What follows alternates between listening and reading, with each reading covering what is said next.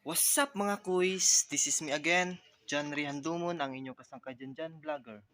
So for today's video guys, I will gonna let you know the rule of the Islam and the history of the Filipino people. Islam was the first brought over to the Philippines by Arab Muslim traders in the late 13th and 14th centuries.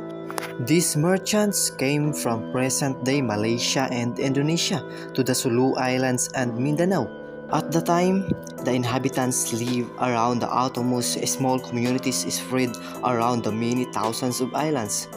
The indigenous populations quickly embraced Islam, building the Philippines' first mosque in the towns of Simonul in the 1400s. The Muslim settlers didn't just bring architecture but also brought their culture, values, and system.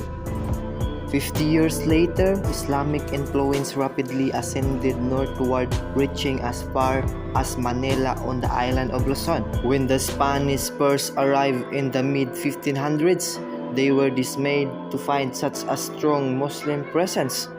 They had, after all, only recently expelled the Moors from Spain after nearly 800 years of conflict. The Spanish nicknamed the Muslim inhabitants as the Moros, a corruption of the word Moors.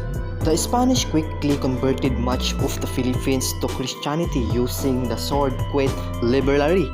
Spain was struggling to push south as the Moros fiercely resisted the Spanish attempts on dominance over the Sulu and the Mindanao.